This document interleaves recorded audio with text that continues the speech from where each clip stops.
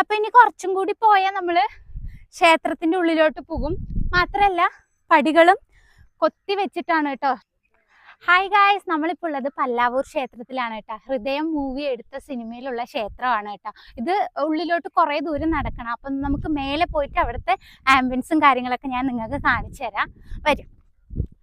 അപ്പൊ നമ്മുടെ ഹൃദയം സിനിമ വന്നതോടെ അത്യാവശ്യം എല്ലാ ആൾക്കാർക്കും, പാലക്കാടും തന്നെ ഇനിയിപ്പോൾ അതിൻ്റെ പുറത്തുള്ള സ്ഥലങ്ങളിലും തന്നെ എല്ലാവർക്കും അത്യാവശ്യം ഈ ക്ഷേത്രം അറിയപ്പെടുന്നുണ്ട്. അപ്പം നമ്മൾ ഈവനിങ് ടൈമിലാണ് വന്നത്.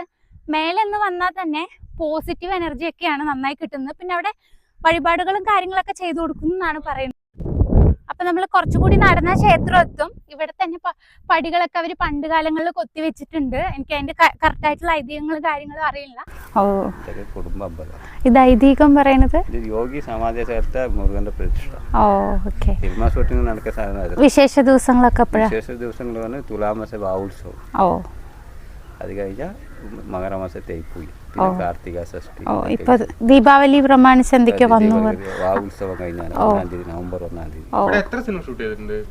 സുമാർ ഒരു 10-12 ഉണ്ട്. മലയാള സിനിമ അതെ. ഫസ്റ്റ് പടം ദിലീപിന്റെ ആയിരുന്നു, ദീപസ്തംഭം. രാവിലെ എത്ര മണിക്ക് നട തുറക്കും? 6 to 8, വൈകുന്നേരം 5 to 7.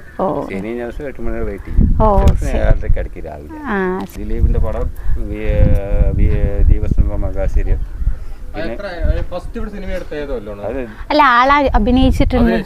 ഫസ്റ്റ് പടം വന്ന് ദിലീപിന്. ആ സമയത്ത് എന്റെ അച്ഛനായിരുന്നു. അങ്ങനെ 95, 98, 99, 97 കാലത്ത്. ഞാൻ 90 ശേഷം ഇങ്ങോട്ട് വന്നത്. അമ്പലത്തിൽ കയറിയ 2000. അച്ഛന് 10 കൊല്ലമായി.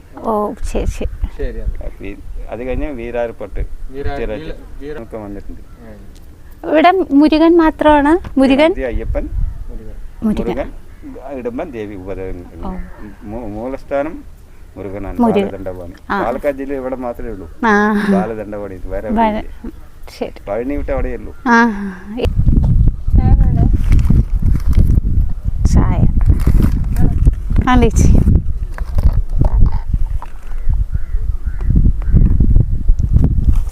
എനിക്കൊരു പഴംപൊരി.